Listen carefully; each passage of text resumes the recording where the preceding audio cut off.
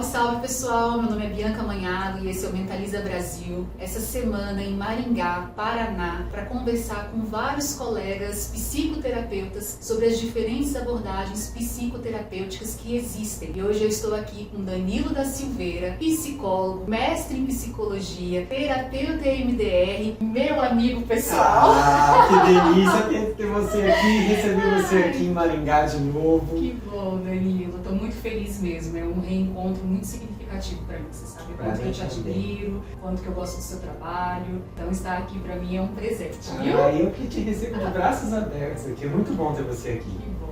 Então, pra gente começar, Danilo, conta pro pessoal como que foi a sua caminhada até chegar nesse momento da sua vida em que se tornou um terapeuta EMDR.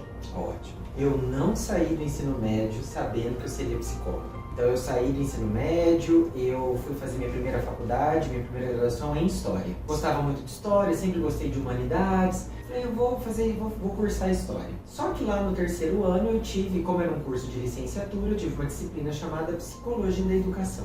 E eu me apaixonei por aquilo. Eu falei, cara, que legal isso. Eu já não estava muito feliz com o curso de História, mas eu já estava no terceiro ano. Eu falei, eu acho que aí tem uma coisa que eu realmente gostaria de estudar. E troquei uma ideia com a professora na época. Ela falou, Danilo, ótimo, mas termine História primeiro, falta um ano só para você se formar. Eu me formei, fui trabalhar em sala de aula, me tornei professor, gostei de trabalhar com a moçada, com os adolescentes. Eu estava super bem colocado no mercado de trabalho para um recém-formado.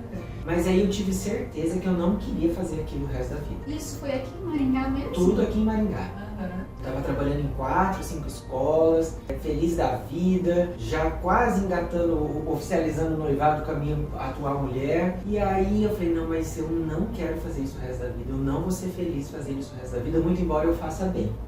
Eu acho que a docência me atravessou de alguma maneira, eu tenho facilidade para explicar, para ensinar, para interagir com pessoas, mas eu falei, mas não é isso que eu vim fazer nessa vida, não foi para isso que eu vim. E aí eu resgatei as aulas de Psicologia da Educação, eu falei, eu quero ser psicólogo. E aí eu prestei vestibular de novo e entrei na faculdade de Psicologia para cursar mais 5 anos de Universidade Estadual de Maringá, que é a Universidade Estadual aqui da nossa cidade. Isso, away. E aí foram 5 anos de psicologia e aí eu me encontrei. Aí tudo que tinha na faculdade eu gostava, eu devorei o curso de psicologia e sempre, desde a graduação, eu não tive dúvidas de que era na área da saúde que eu queria trabalhar. Eu queria trabalhar com consultório. E aí, como foi uma segunda graduação, eu já comecei psicologia, tipo assim, eu não quero perder tempo.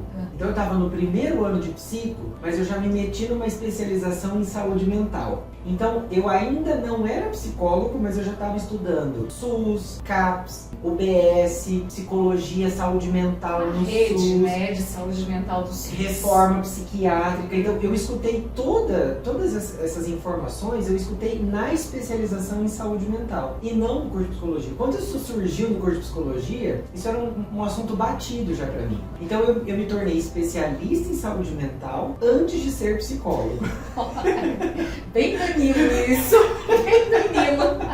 E aí eu me formei em psicologia e eu fui trabalhar no consultório. A primeira coisa que eu fiz foi trabalhar no consultório particular. Eu entrei trabalhando no consultório com uma determinada abordagem, que é a psicanálise, e trabalhei muito tempo com psicanálise, fiz minha formação em psicanálise e segui nessa abordagem. A psicanálise é uma abordagem, até então, quando eu me formei, era uma abordagem bastante forte aqui na minha região. A própria universidade, todos os professores na época eram psicanalistas, então a minha principal fonte de aprendizagem foi psicanálise. Então, naturalmente, eu segui com psicanálise no consultório particular também. Que era a principal abordagem, eu acho que em todas as universidades, durante muito tempo. Muito tempo foi, exatamente. Agora a gente percebe que todas as abordagens têm sido aprimoradas e fazendo parte das grades curriculares das faculdades também. E eu tive o privilégio ainda, eu fui a primeira turma de uma grade curricular nova. Então eu tive ainda o privilégio, estava começando, mas eu tive um pouquinho de fenomenologia, eu tive um pouquinho de psicologia histórico-cultural, então já houve um pouco mais de pluralidade. Entendi. Mas eu entrei com um olhar um pouco viciado já, porque eu já estudava, já tinha feito a especialização, os meus colegas da especialização, a maioria estudava psicanálise, então naturalmente... É cativante, a psicanálise é um mundo interessantíssimo, né? É uma base mesmo. muito importante.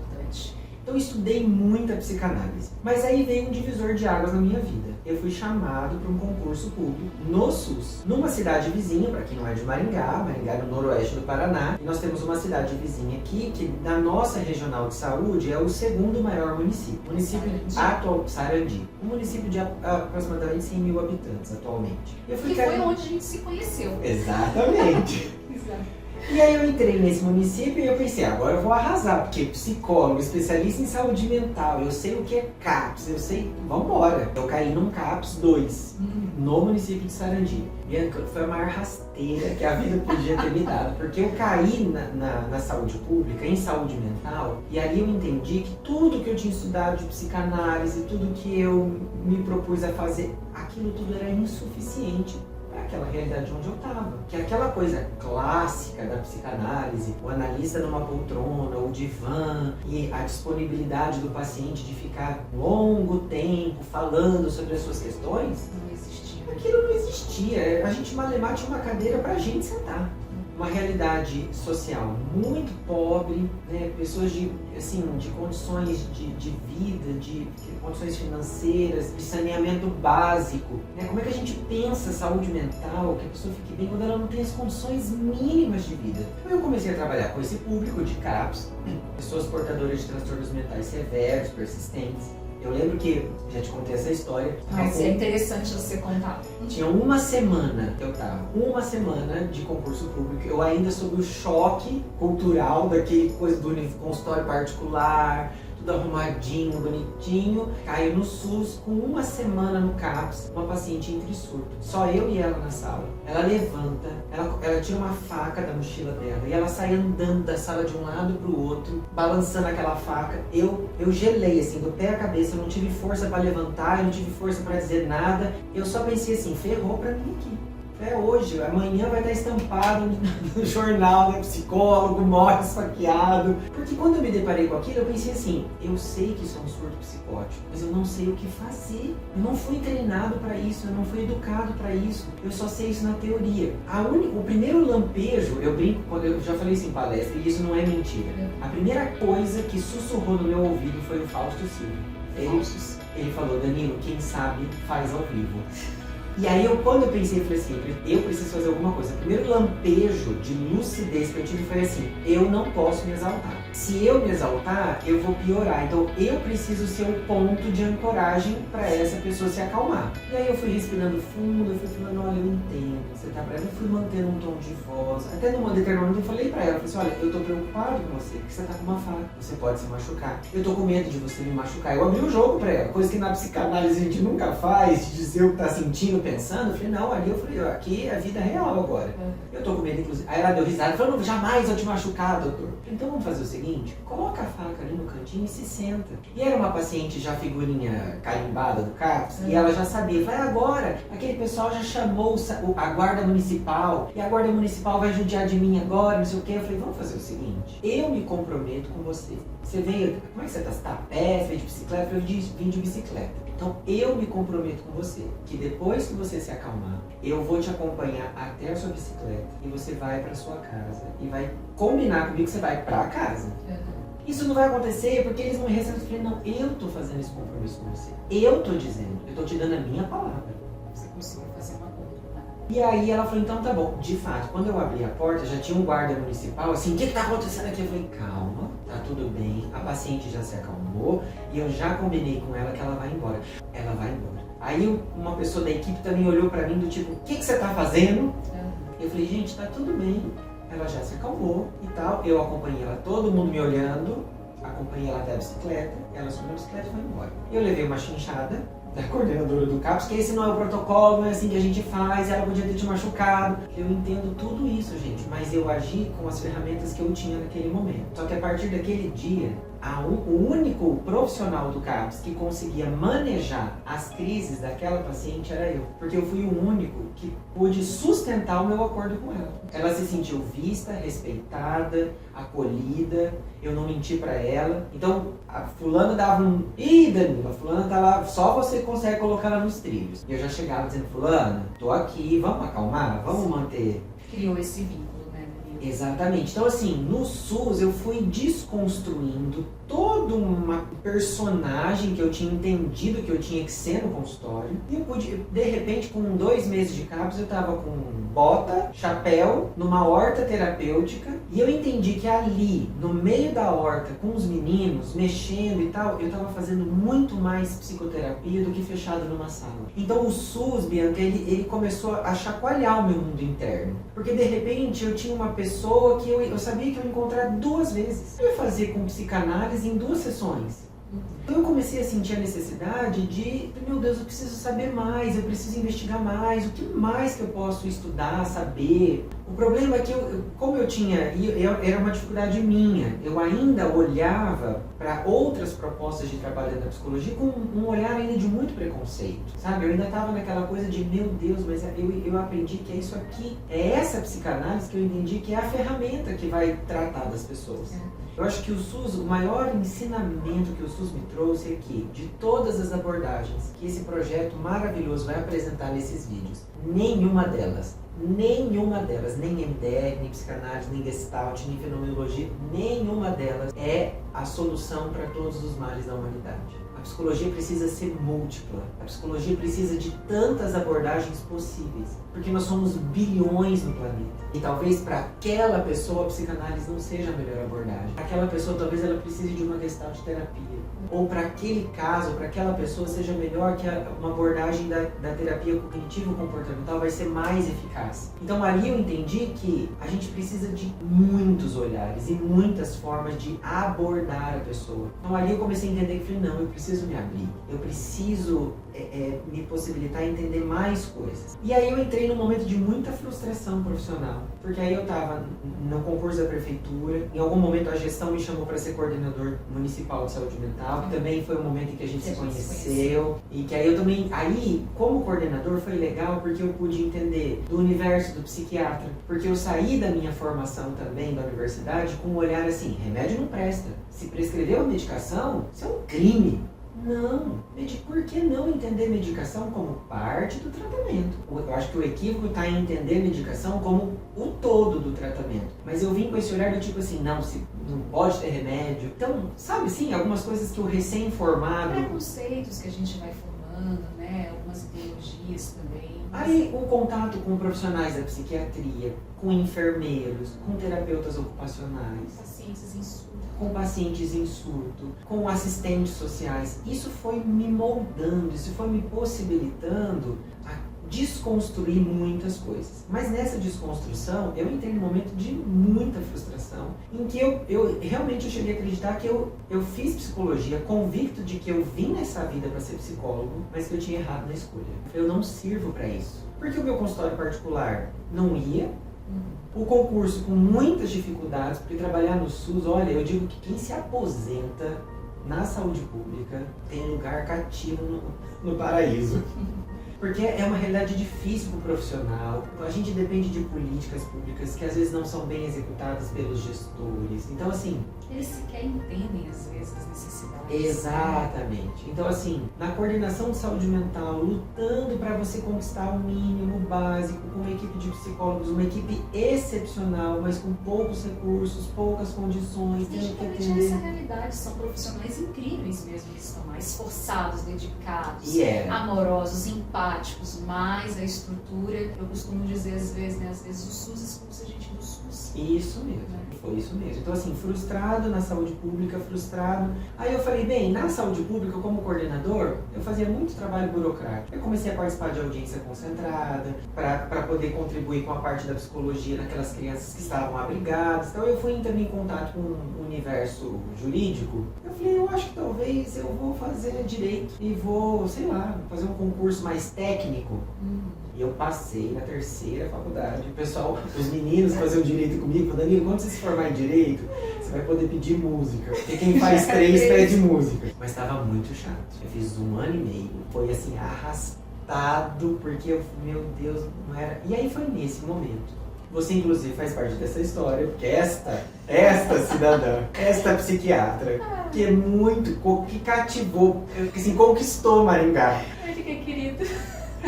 Ela estava dando uma palestra para um grupo de psicanalistas. E aí uma outra colega que não era da psicanálise foi assistir a Bianca. Eu encontrei a colega e falei, o que você está fazendo aqui? Ela falou assim, olha, eu tô aqui acompanhando a psiquiatra, que veio falar de depressão, não sei o que, nananã. E olha que legal, ela já trouxe a depressão para falar de neurociência. E neurociência a gente não pode deixar de estudar cérebro, funcionamento de mente e tal, nananana. E essa colega sempre me chamava para fazer MDR. Coisa que eu olhava sempre com um olhar de preconceito. Eu falava, essa história não cola. De fazer movimentos oculares e que isso vai trazer resultados psicoterapêuticos. Ah, não é para mim. Então, todas as vezes que eu ouvi falar, eu nem dei muito seguimento. Falei, isso aí é balela. Mas aí naquele dia juntou com o Danilo, muito frustrado, que estava entregando os pontos, que estava disposto a abandonar a carreira de psicólogo. E eu falei, não, então eu vou tentar. Ela está aqui escutando a Bianca, me ensinando o que ela tem a aprender em todos os lugares. E aí naquele dia ela falou assim, quando você vai fazer MDR? Eu falei, quando vai ser a próxima turma? E a turma seria daqui a um ano. E eu fui fazer a formação em MDR. É uma formação que geralmente dura um ano, mas não é porque a gente fica estudando um ano, é porque tem 3 módulos, mas ao longo dos módulos a gente vai aplicando a psicoterapia no consultório, no sistema público, onde for possível, para poder ir avançando nesses módulos. E aí eu fui fazer a formação.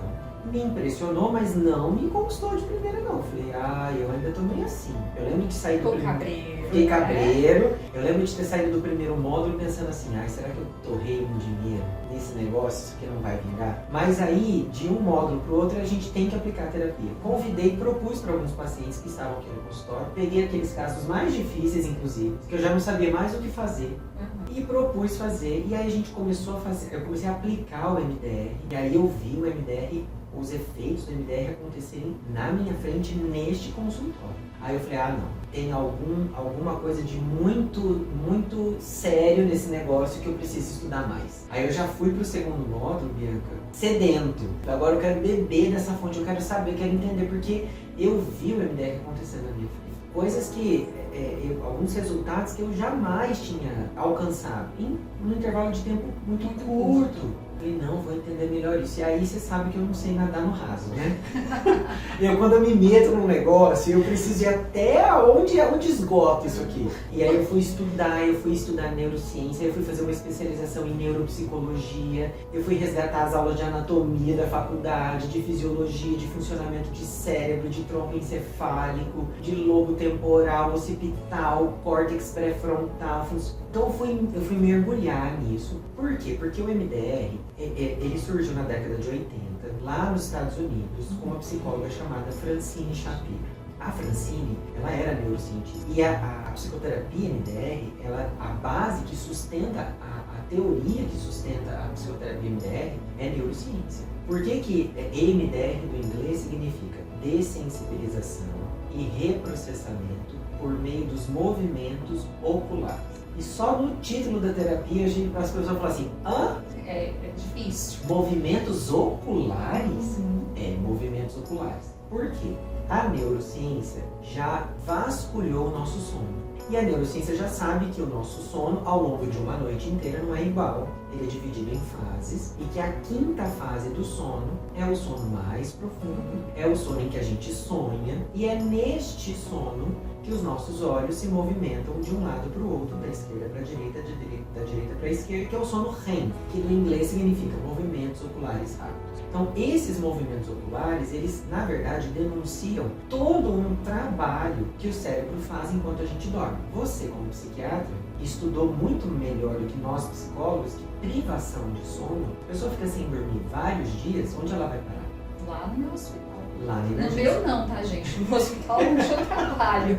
Não sou dona de nada. Ela vai abrir quadro delirante, ela vai começar, o sistema vai dar tilt, ela vai entrar em culto. Porque a qualidade do sono está diretamente ligada com a qualidade da saúde mental. Então a gente precisa dormir muitas horas para que a gente possa fazer mais sono REM durante a noite. Porque esse sono REM é muito importante. Para quem tem esses marcadores, é que eu não gosto de dormir de relógio, mas eu já fiz a experiência de dormir e ele monitora o sono. Sim. O meu, inclusive não são todos os modelos, mas o meu modelo, ele me dá, por exemplo, quanto tempo de sono REM eu fiz durante aquela noite. Porque quanto mais tempo de sono REM a gente faz, mais oportunidade o nosso cérebro teve para fazer o que na terapia MDR a gente chama de reprocessamento. E aí, para explicar para o grande público, eu digo o seguinte: vamos pensar no sistema digestório. O que é a digestão? A gente pega um elemento externo, o alimento, a gente coloca ele para dentro do nosso organismo, mas o nosso organismo tem que fazer todo um trabalho de decomposição daquilo. Tem que extrair o que é bom, descartar o que é desnecessário, e assim a gente vai sobrevivendo. O cérebro faz um trabalho muito semelhante. Em vez de comida, a nossa mente ela vai se alimentando de experiências, de emoções, de sensações, de pensamentos, de coisas que impactam o dia. Então o cérebro vai, absorve aquilo, tudo que chega pelos canais sensoriais, né? Vai absorvendo.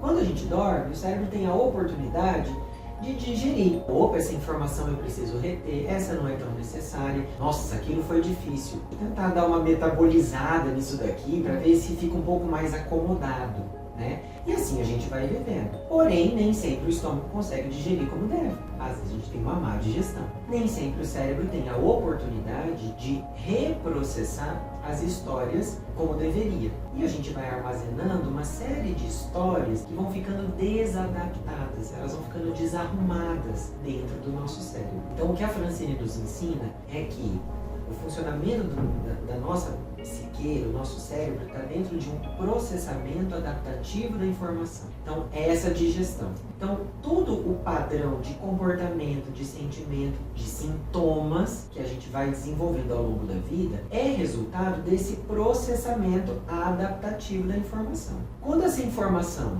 essas experiências não são bem processadas, elas continuam arquivadas ali no nosso cérebro, porém de uma maneira desadaptada e ainda com o potencial de modular o nosso jeito de sentir, o nosso jeito de pensar, o nosso jeito de acreditar nas coisas. Então, vamos pegar, por exemplo, um transtorno de apego, por exemplo.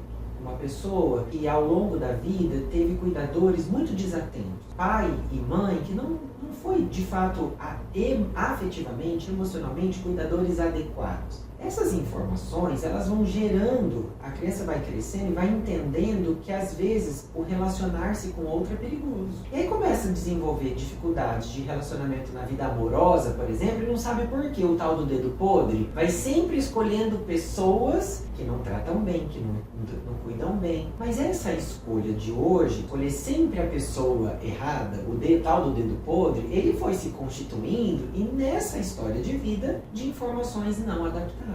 O que a gente faz na psicoterapia MDR? A gente acessa essas lembranças, essas informações e a gente oferece para a mente do paciente a oportunidade dele reprocessar, dele metabolizar aquela informação que até então era disfuncional. Então a gente fala que no MDR a gente deixa o passado no passado. A gente fala assim, o passado já não é mais lugar de residência. A gente não precisa morar lá no passado.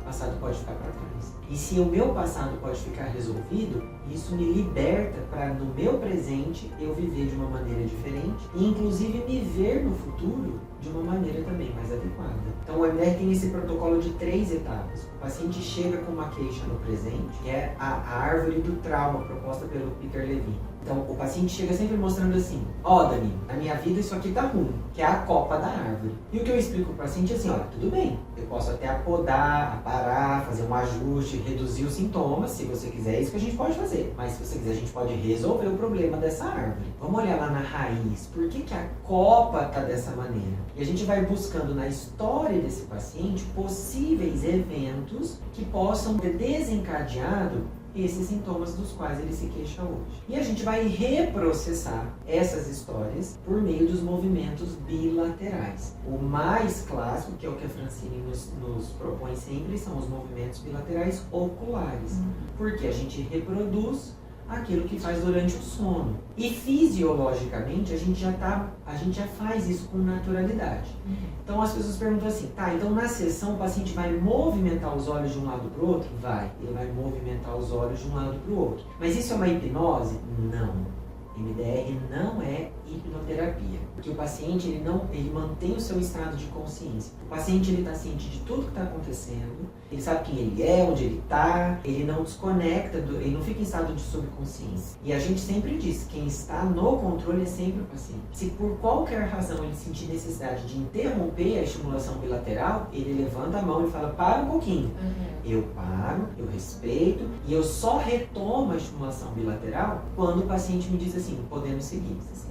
Exatamente. Então, o MDR, como ele tem essa pegada, essa fundamentação de neurociência, a gente diz que o MDR não é uma psicoterapia de base verbal. Porque não é aquela sessão em que o paciente vai ficar falando 50 minutos, 1 hora, e o terapeuta vai apontando, vai fazendo alguns questionamentos, vai ajudando a pensar de outras maneiras. Não. Psicoterapia MDR é uma psicoterapia de base de reprocessamento. Ela é uma terapia de reprocessamento e não uma terapia verbal. Porque durante 1 hora de sessão, o paciente fala pouco porque o cérebro trabalha melhor que a língua. Então a gente dá a oportunidade para o cérebro trabalhar e digerir. Vamos pensar em funcionamento cerebral? A área da fala, a área de Broca ou Broca, é aquela no hemisfério esquerdo, na parte frontal. Né? Numa terapia de base verbal, basicamente o paciente está trabalhando o tempo todo aqui, nesse hemisfério cerebral, nessa área cerebral. Quando eu permito que a área de Broca diminua um pouco, para que eu possa acessar outras partes, outros funcionamentos do cérebro, por exemplo, cérebro autônomo, que cuida do funcionamento do corpo sem que a gente precise pensar nisso, sistema límbico, sistema das emoções, tronco encefálico. Quando eu começo a trabalhar com o cérebro na totalidade, eu posso ampliar o tratamento daquele sintoma, e aí o cérebro vai, às vezes, por exemplo, eu começo uma movimentação bilateral, peço para o paciente pensar na história. Pensa naquela história lá do seu pai e da sua mãe e segue os meus movimentos. Pode ser com a minha mão, pode ser com a barra de luz, que eu vou mostrar daqui a pouco. Então o paciente vai acompanhando os meus dedos, os olhos vão se movimentando de um lado para o outro, até que em algum momento eu faço uma pausa e eu pergunto assim, o que surgiu? E é qualquer coisa, Bíblia, qualquer coisa mesmo. É muito comum o paciente fale assim, deu um aperto no peito. O corpo participou o tempo todo das experiências difíceis. O corpo estava lá, ele guardou as suas marcas, ele fez um registro sensorial, somático daquela experiência. Eu só digo ao paciente assim, presta atenção no seu peito. E a gente vai mais um pouco. Aí eu paro mais um pouco e agora o que surgiu? Nossa, eu lembrei de uma outra coisa. Quando era criança aconteceu uma coisa assim. Nessa lembrança, mais um pouco. E aí o paciente segue, eu paro e aí vai indo. É uma colcha de retalhos, porque qualquer coisa que vai surgindo eu vou acolhendo, porque se o cérebro da pessoa fez ela pensar aquilo, sentir aquilo, lembrar daquilo, experimentar alguma coisa, eu confio no cérebro do meu paciente. A terapia MDR funciona apesar do terapeuta, porque o cérebro é uma máquina incrível. O funcionamento cerebral é impecável. E cérebro é pró-vida, Bia. Ele trabalha sempre a nosso favor, nunca a nosso desfavor. Então, aí a pessoa, movimentos bilaterais, pausa, o que surgiu, a pessoa fala ali sucintamente, a gente também não deixa falar demais, senão a gente perde, a gente volta a acionar só a área da fala e não é isso que a gente quer. Respira fundo, vamos lá mais um pouco. E nisso vai acontecendo, o paciente vai tendo uma coisa, eu digo que é aí que a mágica acontece, apesar de que não é mágica, é neurociência. Sim. Eu tenho pacientes que de uma sessão para outra falam assim, que bruxaria é essa que você fez, que eu tô sentindo melhora? Eu falo, não é bruxaria, é neurociência, é o seu cérebro que está trabalhando a seu favor. A gente só está ajudando ele a processar de forma adaptativa o que estava desadaptado. Então o MDR, ele num intervalo de tempo mais curto, ele consegue, o paciente vai experimentando, não é que está diferente, eu não sei direito explicar o que é, mas está diferente. Então eu costumo brincar assim, na minha vida pessoal, eu fiz um processo de psicoterapia de 10 anos, ininterruptos, com a mesma profissional. E era uma psicoterapia de base verbal. E eu não estou dizendo que foram 10 anos jogados fora, não. Pelo contrário, eu aprendi muito. A psicoterapia verbal me ajudou a entender muitas coisas. Sou muito grato a esses anos de terapia. Só que são 10 anos. E na terapia verbal, a minha experiência é assim, eu entendi o arco certinho do porquê que eu me queixava disso hoje. Eu entendia tudo, eu sabia tudo, porquê. Eu falei, olha, hoje eu me queixo disso, porque lá atrás a minha história aconteceu isso se desencadeou nisso. Eu sei explicar todinho o porquê do meu sintoma.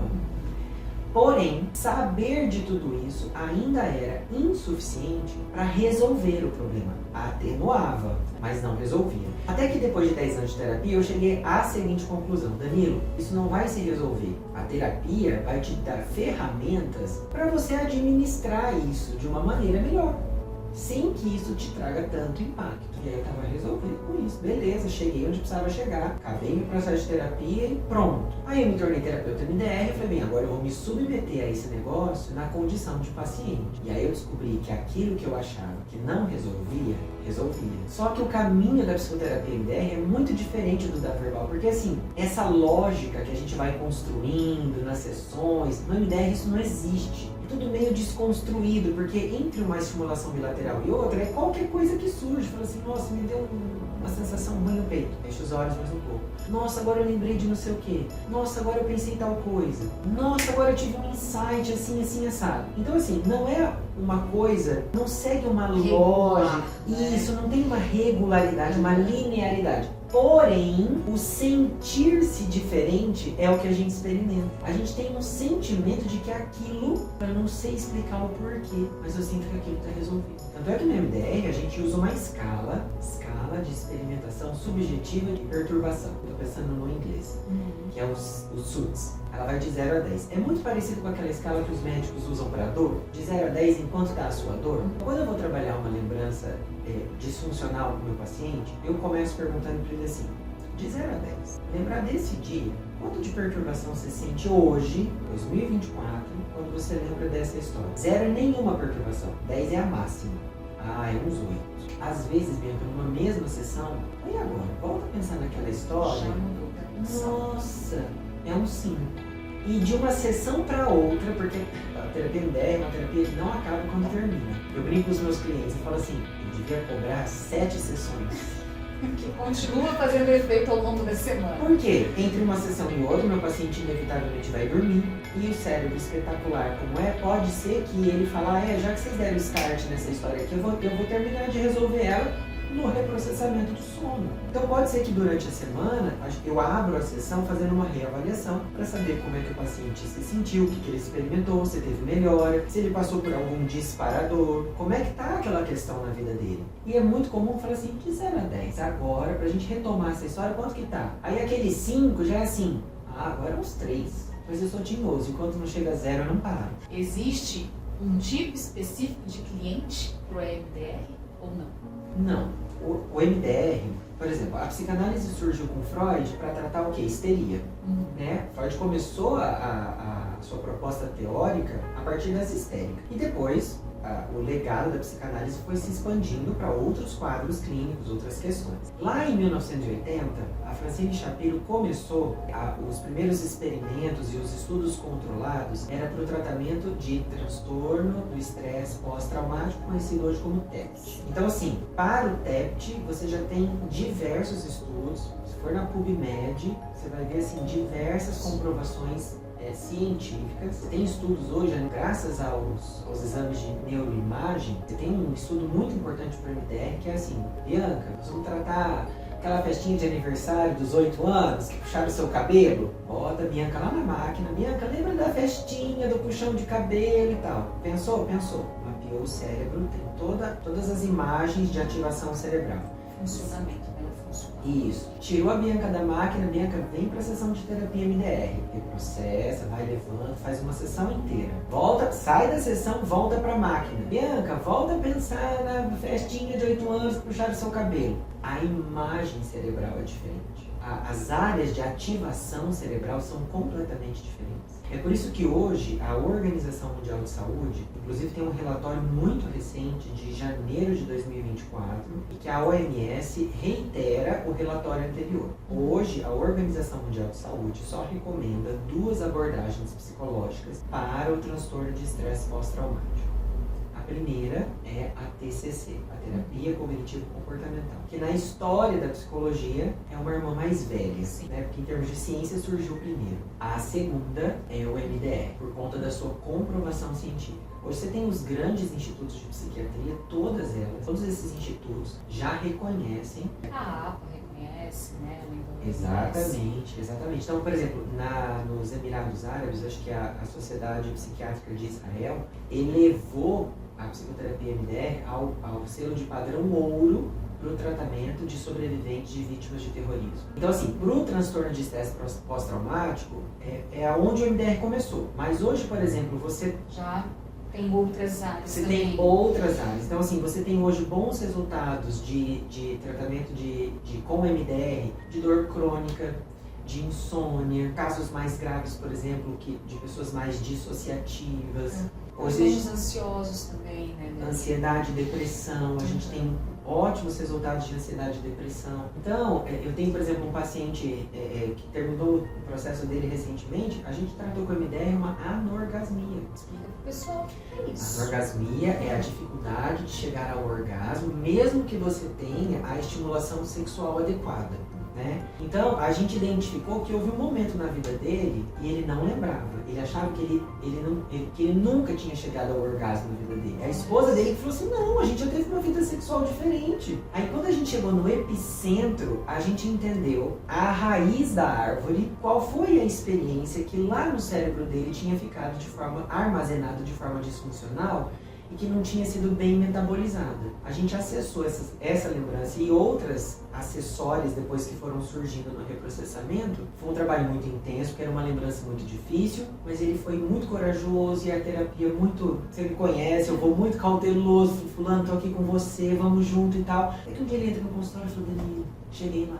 E aí ele falou, pronto, isso ficou reprocessado, ficou resolvido na vida dele, segue adiante. Então, assim, com o MDR, Bianca, por que eu me encontrei no MDR em detrimento de outras abordagens? É uma ferramenta com a qual eu consigo chegar no objetivo terapêutico que o meu paciente quer. De gente que chega aqui e fala assim, é o seguinte, essa é uma outra experiência real. A pessoa chega aqui e fala assim, olha, eu já passei por 2 situações em avião e que me levaram a nunca mais voar.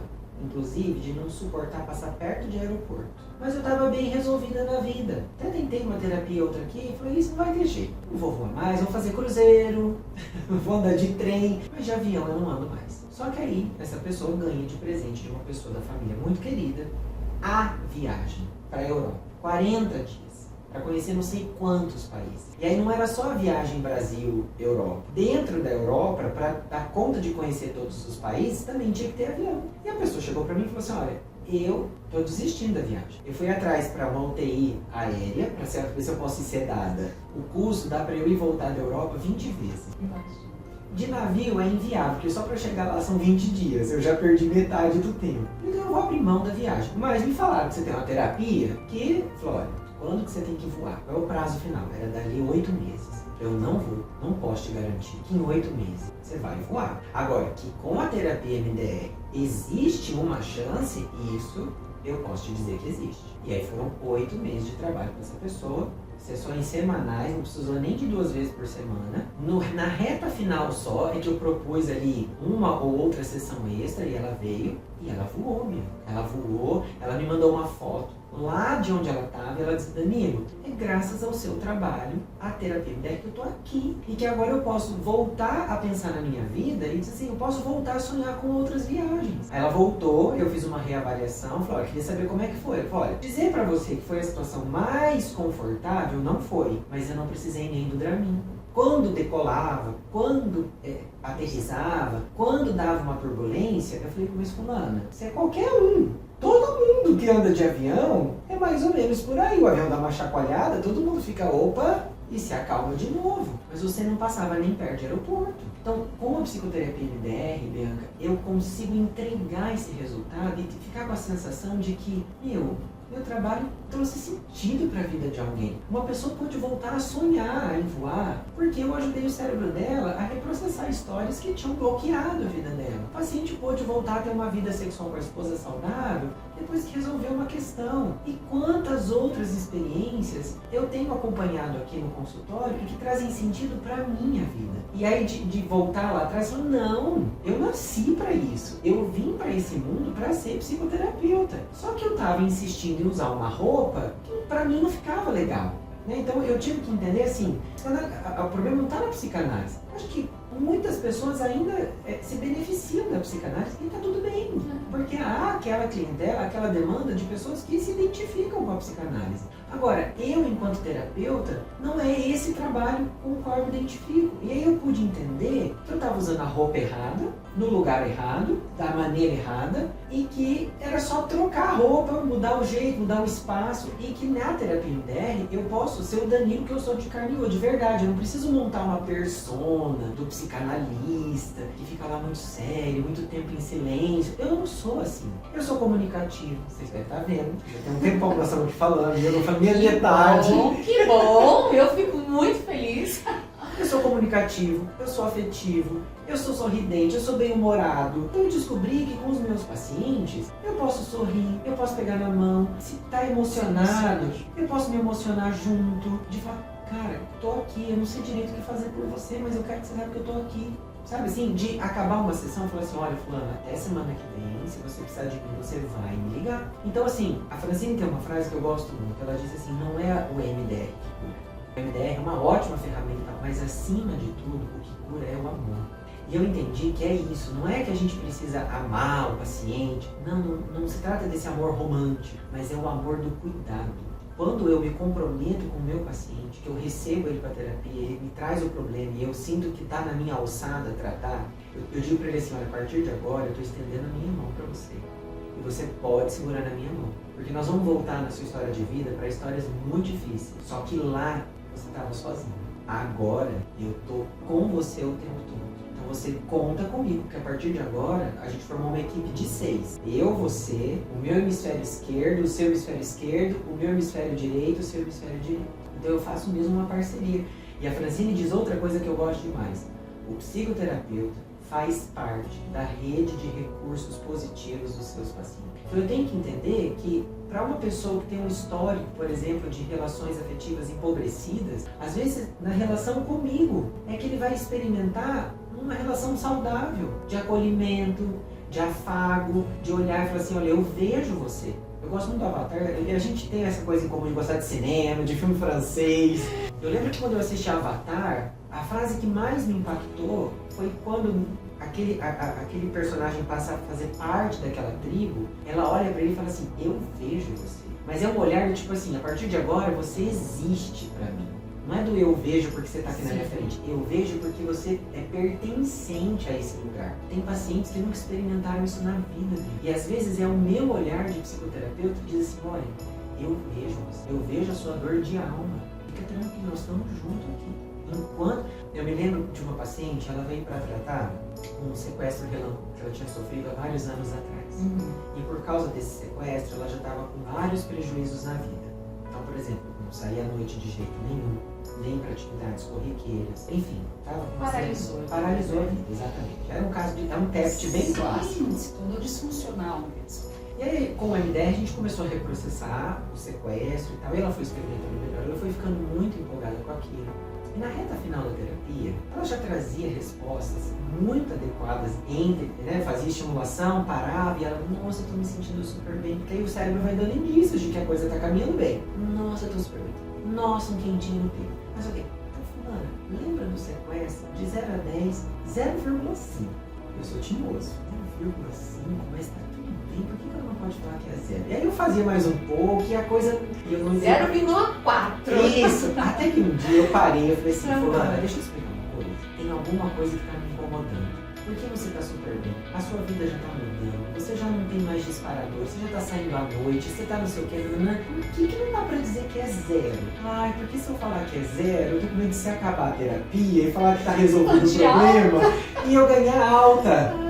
Eu falei, então vamos combinar o seguinte, que a sua terapia acaba quando você escolher, quando você determinar que ela acaba. Ah, então pode pôr 0, que esse 0 já tá aí há um tempão. Então eu entendi assim, ela tratou o que ela veio tratar, mas a conexão com esse espaço, o pertencimento aqui na relação comigo, ainda fazia sentido para ela. Então eu falei, não, então você quer resolver essa história, mas quer ficar mais? Fique mais. E que é a minha pergunta, existe alta na MDR? Como Ah, é que funciona? existe alta, Bianca, isso é maravilhoso. Essa coisa da alta, o Santiago Hakomi, que é um terapeuta MDR da América Latina, ele diz, tem uma frase que eu gosto bastante também, ele diz assim: depois da psicoterapia MDR, o mundo nunca mais vai fazer psicoterapia como antigamente. E é verdade, porque assim, se a gente pensar, a gente tem 100 e poucos anos de propostas de psicoterapia que dizem assim, a cura pela fala.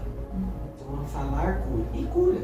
E melhora, e ameniza, é isso mesmo. Agora, com a terapia MDR, a gente descobriu que não precisa só falar. A gente pode fazer um trabalho de reprocessamento. E nesse trabalho de reprocessamento, a gente chega nesse objetivo terapêutico, né? Então, por exemplo, a psicanálise, ela não é mentirosa. Ela diz, é uma psicanálise, é uma análise. Ou seja, a gente vai pegar um fio da meada e nós vamos decompor isso aqui, independente de onde isso for dar. E é isso mesmo. Quem está disposto a fazer esse trabalho, vai fazer esse trabalho. Agora, na psicoterapia MDR, a gente trabalha com um objetivo terapêutico. Ou seja, por que você está buscando psicoterapia? Eu quero fazer uma viagem para a Europa, eu não ando de avião. Então, uma vez que você possa atingir esse objetivo terapêutico, eu sempre digo para o meu cliente, para o paciente, o seguinte: Bianca, você veio aqui para resolver a questão X. Tá resolvido?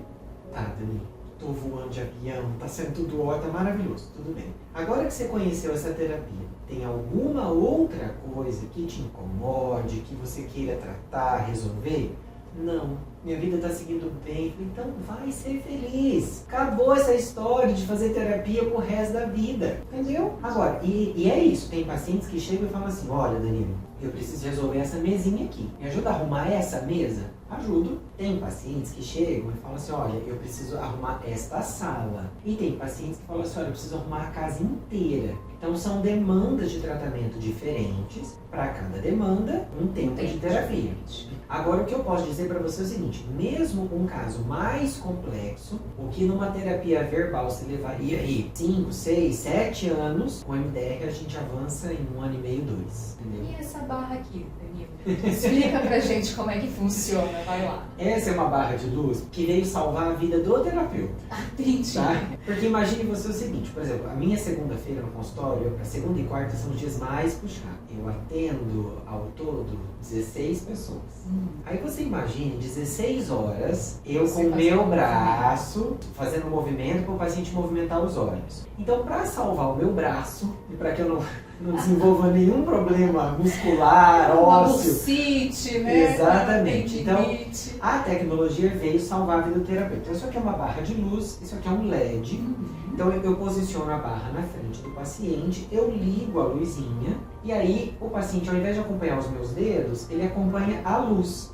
Então, os olhos se movimentam de um lado para o outro, acompanhando a luz. Aí aqui eu consigo controlar velocidade, intensidade, a quantidade, porque o terapeuta fica atento a tudo isso, né? Quantos movimentos fazer, qual é a velocidade, porque movimentos mais rápidos você tem um efeito dentro do cérebro. Movimentos mais lentos é para um outro objetivo de trabalho.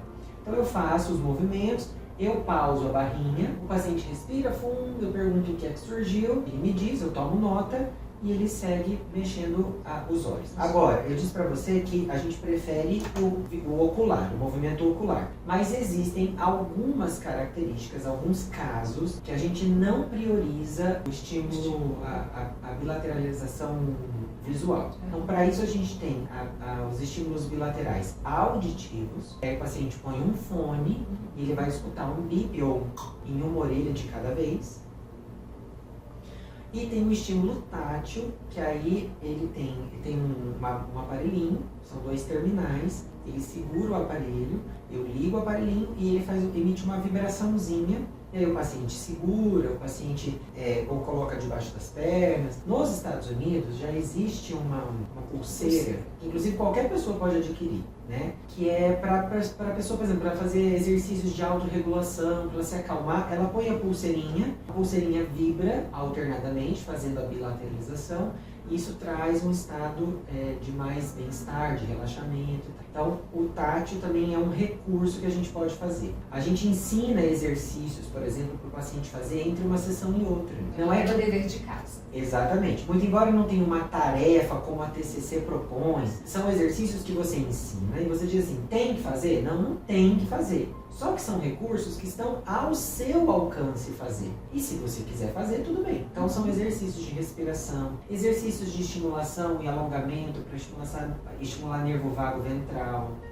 Já que existem o som bilateralizado, então eu tenho vários áudios que eu compartilho com os pacientes, que é, por exemplo, o som de chuva caindo, som de natureza, de água corrente, som de mar. O paciente põe o fone, fica ali um pouquinho escutando, e aí o somzinho do mar começa no ouvido, diminui aqui, aumenta no outro, e fica ali nessa bilateralização. O Spotify, o Amazon Music, se você digitar EMDR, aparecem várias músicas, sons, só que aí você tem que ouvir de fone para você ter o efeito da bilateralização. Senão, você vai escutar uma música normal, entendeu? E no tátil, a gente ensina os pacientes, por exemplo, a fazer o abraço da borboleta, que ele pode fazer isso aqui, deixa eu pegar para a câmera, então o paciente faz isso aqui, e ele faz toques leves, numa velocidade devagar, por pouco tempo, ele faz isso aqui. Aí tem paciente que fala assim, Danilo, mas se eu fizer esse meu trabalho... Não, você pode disfarçar, cruza seus braços, aperta um braço de cada vez. Isso é estimulação bilateral. Ou coloca suas mãos sobre suas pernas.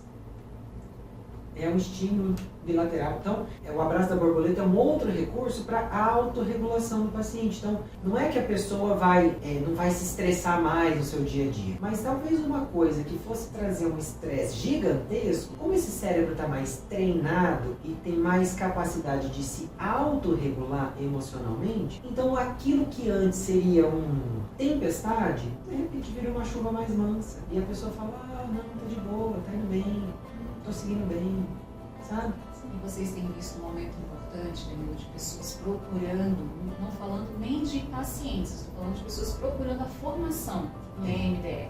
Esse ano, 2024, completa 20 anos, em setembro, vai completar 20 anos da primeira turma de MDR no Brasil. Hoje nós temos uma estimativa de, no Brasil, nós temos aproximadamente formados 4.000 psicólogos formados em psicoterapia MDR. Vale destacar que para ser psicoterapeuta MDR tem que ter formação ou em psicologia ou em psiquiatria. Fora dessas formações não pode. Ou é psicólogo ou é psiquiatra quem faz. Quais são as escolas que a gente tem hoje disponível no Brasil? Você tem conhecimento de onde as pessoas podem procurar para fazer essa formação? Bem, a empresa que trouxe, a escola que trouxe a formação para o Brasil é a Trauma Clinic, né? Tem no Instagram, só digitar Trauma Clinic, tem no YouTube, tem vários vídeos no YouTube. A Trauma Clinic tem um canal no YouTube que acho que vale a pena, porque tem vários vídeos que demonstram tudo isso que a gente está conversando. Mas a Trauma Clinic é a pioneira, quem trouxe a formação em psicoterapia MDR para o Brasil e continua ofertando. É uma equipe grande hoje, são 5 treinadores, depois nós somos em mais 20 supervisores, facilitadores. Você é um deles, né? Eu sou um deles, não sou treinador. Eu sou supervisor, facilitador. O que é o facilitador? No curso a gente faz algumas práticas. E a prática, assim, não é uma encenação, é uma prática mesmo. O aluno escolhe um tema pequenininho, nada muito importante ou significativo na vida dele, mas um incômodozinho. E o facilitador, ali no curso de formação, a gente facilita a prática, a gente faz as correções, a gente mostra como é que tem que ser, de que maneira tem que ser, porque é uma abordagem muito diferente. Então a gente quer que o aluno incorpore o jeito MDR de fazer. Então assim, é uma formação extensa, com uma carga horária densa, tem que fazer as fichas de atendimento entre um módulo e outro, mas, Bianca, assim, revolucionou a minha vida pessoal e profissional. Então hoje, por exemplo, depois de 5 anos de formado psicoterapeuta MDR, eu só trabalho com psicoterapia MDR. Consultório encheu. O consultório encheu, hoje eu trabalho com fila de espera, graças a Deus, trabalho com fila de espera. Eu exonerei do concurso público justamente para me dedicar só ao consultório.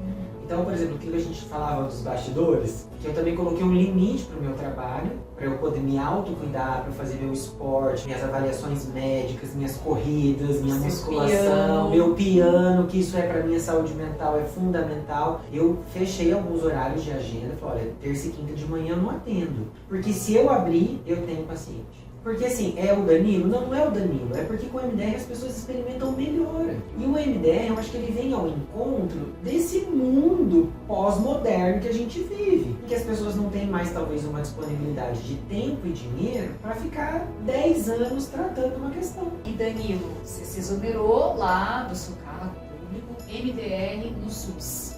A gente tem visto isso acontecer ou ainda é um sonho, uma utopia? Como que você tem visto? É um sonho. É um sonho. Por exemplo, a Trauma Clinic, que é a empresa que dá a formação no Brasil, a gente é uma equipe de profissionais, nós já temos assim uma rede de trabalho humanitário em várias frentes. Por exemplo, eu falo nós, na verdade não é minha, né? É que eu faço parte da equipe. Sim. Mas nós, a Trauma Clinic, nós formamos a primeira turma de psicoterapeutas MDR em Angola e Moçambique, de forma gratuita. Esses profissionais não precisaram pagar pela formação. Porque lá são regiões em que a gente precisa levar psicoterapeutas para tratar aquele povo. Então, assim, a Francine, ela acaba o livro dela falando desse trabalho humanitário, que ela disse que a alegria e a satisfação está em levar cura para as pessoas. E que nesse trabalho de levar cura, ninguém pode ser deixado para trás. Então, para que ninguém seja deixado para trás, a gente tem muito trabalho pela frente. Esses dias eu vi no Instagram assim, quando nós curarmos os traumas da humanidade, nós teremos um mundo sem guerras. Atualmente nós temos 2 em curso. Isso significa que a gente tem muita coisa para tratar na vida emocional, mental das pessoas no mundo, sabe?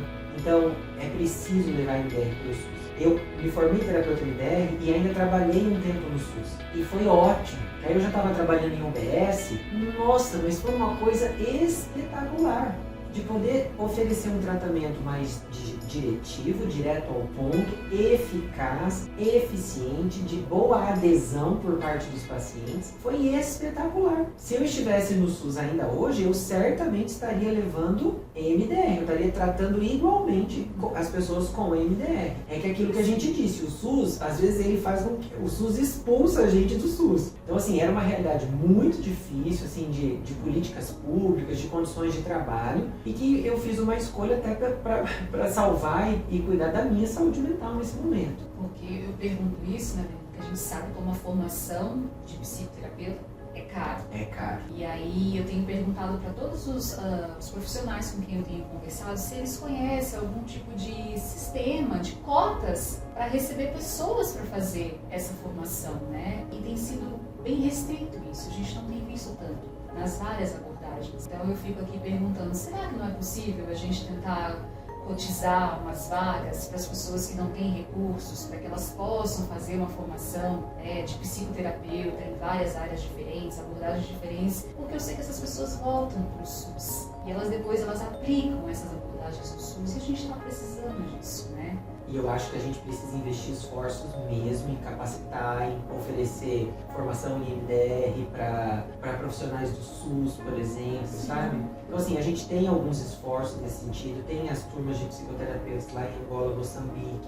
É uma prática da Trauma Clinic, por exemplo, pessoas formadas, depois que você se formou, se você fizer a formação dentro de 12 meses, você paga metade do valor do curso original, e isso é uma diferença considerável e bem mais acessível, porque é isso, a psicoterapia ainda é cara, né? É cara porque o profissional, a gente paga a conta, gente, o psicólogo paga boleto, paga imposto, manter a clínica tem o seu custo, então isso tudo impacta no valor do trabalho, né? É claro que a gente pode, essa é uma prática minha, então eu ofereço vagas de atendimento social, e aí pode ser atendimento gratuito, ou atendimento com valor simbólico e tal, mas não dá para eu ficar só nisso, então é preciso que o psicoterapeuta também seja entendido que ele pagou para chegar onde ele está. E a gente faz isso por trabalho, é o meu trabalho, é o meu meio de vida, eu sustento a minha casa, minha família, pago as minhas contas com esse trabalho. É muito gratificante, mas ele tem um preço. Mas é um preço que eu reconheço que não é todo mundo que pode pagar.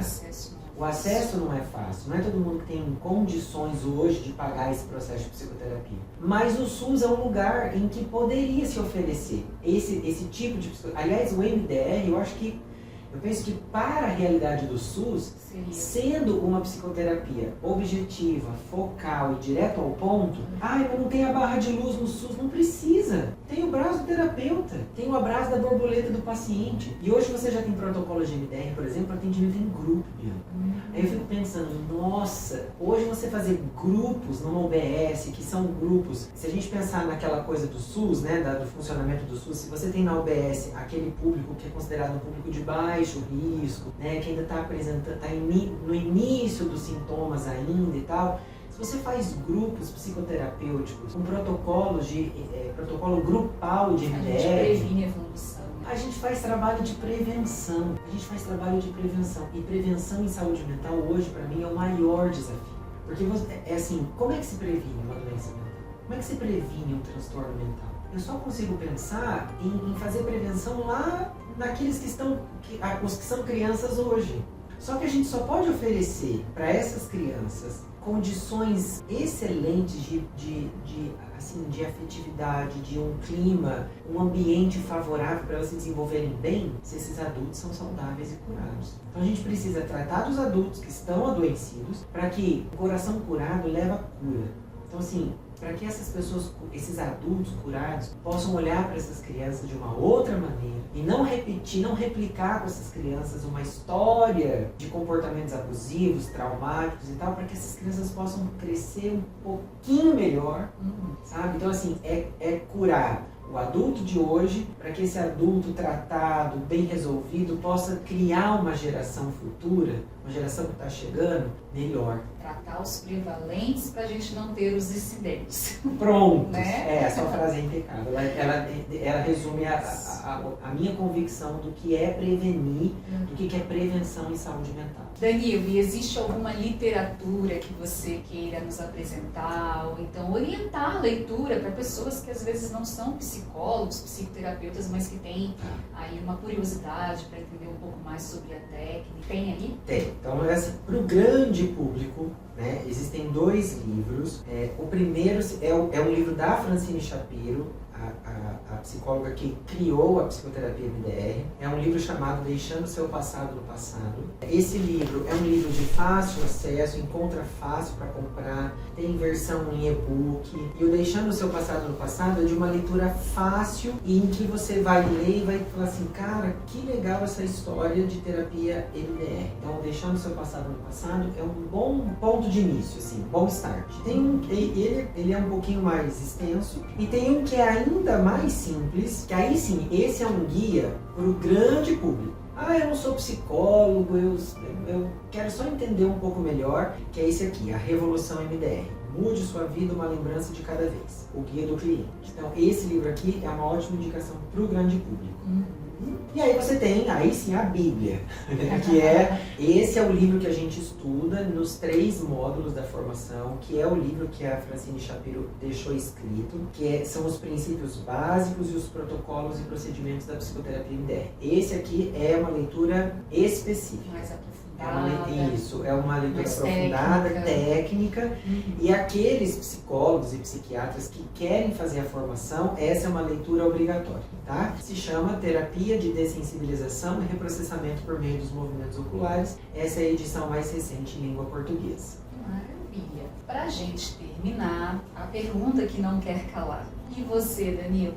O que você faz para cuidar da sua saúde mental? São algumas coisas. Então, assim, bem, hoje eu não faço mais psicoterapia, né? Mas ter feito psicoterapia, tanto aquela de base verbal, quanto depois ser paciente de psicoterapia MDR, foi importantíssimo para que eu pudesse resolver, deixar o meu passado no passado. Mas para além disso, eu penso que pós-terapia, ele demanda uma manutenção, alguns cuidados. Então, assim, com o MDR eu aprendi que essa separação entre psique e corpo é uma grande bobagem, né? Então eu entendi que a saúde mental passa pela saúde do corpo.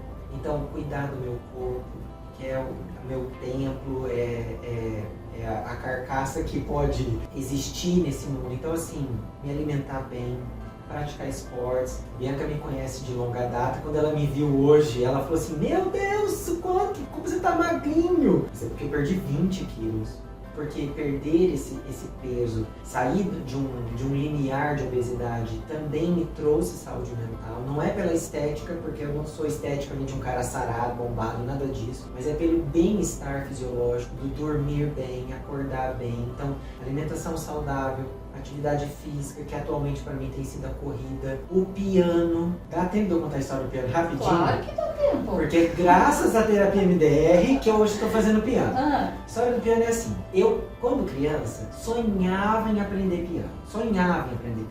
E queria, e pedi para os meus pais, eu quero fazer aula de piano. Na época, os meus pais, eles tinham condições. E esse não era o problema. Mas os meus pais falaram o seguinte: Danilo, só que música é treino, é prática. E piano é um instrumento caro e que você precisa ter um lugar para comportar o piano. Como é que você vai estudar um negócio que você não vai ter tempo de praticar? Você não quer pensar em outra coisa, ou, né? E aí a ideia passou batida, eu até pensei em fazer outra coisa e tal, mas eu falei, não. E passou, eu acabei nunca fazendo as aulas de piano. Um dia nós fomos num shopping aqui da cidade e na praça de alimentação tinha uma pessoa tocando piano, e tocando piano popular, tocando Ahá, sabe as músicas da nossa época, assim, tocando no piano. E eu falei pra minha mulher, eu falei, nossa, eu queria tocar piano que nem esse cara, por que eu não fui aprender piano quando era criança? Nanana? E ela falou assim, por que você não vai atrás hoje pra ver como é que funciona e tal? E eu falei pra ela assim, não, hoje não aprende mais. Tem que ser de criança, porque adulto, o cérebro já não tem dificuldade e tal, não sei o quê. Aí a minha mulher foi mais psicóloga do que eu. E ela não é psicóloga. Ela olhou pra mim e falou assim, chega um paciente seu no seu consultório, dizendo que tinha o sonho de fazer piano e tal, e fala que vai procurar as aulas hoje. Você diria isso pra ele? Não vai atrás não, porque não aprende mais, tinha que ter sido como criança. Eu falei, claro que não, jamais eu diria isso. Então você receba para você mesmo o seu conselho. E aí eu fui atrás, conversei com a professora, fiz uma aula experimental. E aí descobri que hoje, por exemplo, tem o piano digital, que é mais compacto, é mais barato. E ele imita perfeitamente, até o peso da tecla do piano, ele imita certinho. E eu posso estudar de fone, sem atrapalhar outras pessoas. E aí eu falei, mas aprende? Ela falou, olha, não super aprende. É claro que é diferente de uma criança que está com o cérebro mais fresquinho, não tem conta para pagar, tem mais tempo para estudar. Só que aprende. Você quer ser pianista profissional? Eu falei, claro que não, eu quero tocar em casa, com os meus amigos e tal. Então isso você aprende. E de fato aprende. Mas tinha uma crença limitante na minha vida do eu não vou conseguir. E olha pra onde eu levei isso? Pra terapia.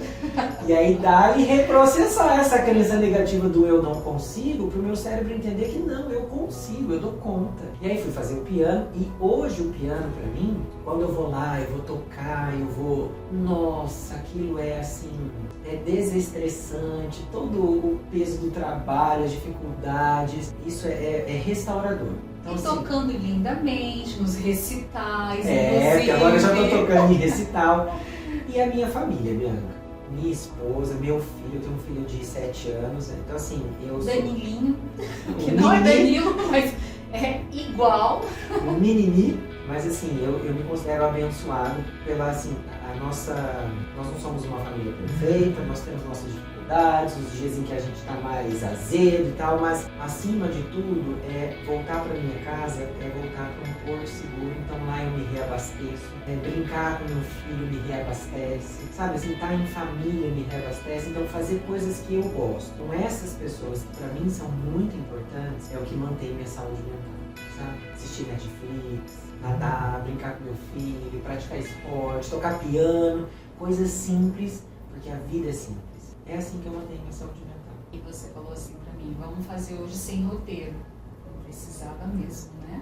Porque a vida não tem roteiro. A vida é ao vivo, né?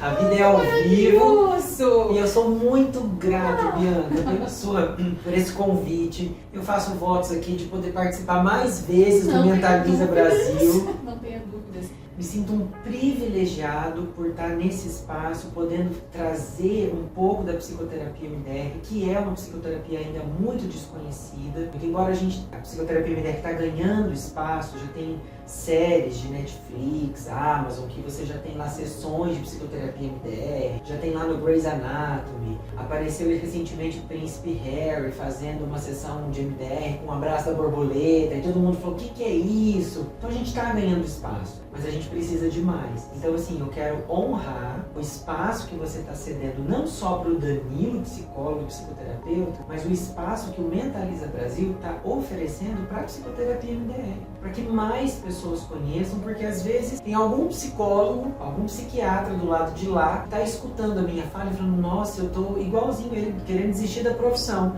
Então não desista. Talvez você só esteja com uma abordagem errada, com uma maneira de trabalhar que não seja a melhor para você. Então, quem sabe, não é mais um candidato para vir para o MDR. Isso aí. E como forma de agradecer, Mentaliza Brasil trouxe uma lembrancinha muito simples. Mas a gente não abre mão. Então hoje eu tô sem os meus ajudantes. Ou eu mesma saio da frente de cena. É simples, mas é de coração. Bianca, que lindo! Deixa eu abrir então já pra ver. Abre. Na verdade, o Guilherme levou embora a sacola de bombons que estava dentro do carro. Era para ter bombons aí dentro. Mas não temos bombons hoje. Ah, que lindo! Olha aqui! Uma xícarazinha do nosso projeto, com o nosso slogan, né? Unindo mentes, quebrando estigmas. E a gente se sente muito privilegiado de ter você no Mentaliza, dando essa aula esclarecedora que foi de grande valia. E eu tenho certeza que vai ajudar muita gente a entender melhor o EMDR, essa abordagem nova que traz tanta melhoria na vida de tantas pessoas, né, Danilo? Então, assim, obrigada de verdade. E eu espero você, nós esperamos o Danilo várias outras vezes, porque eu tenho certeza que vai ser um sucesso essa sua aula aqui hoje. Bom. Fico muito feliz de participar de você, desse projeto com você, uma pessoa que eu admiro demais. Viu? Não vou chover no molhado aqui, que a admiração é grande mesmo.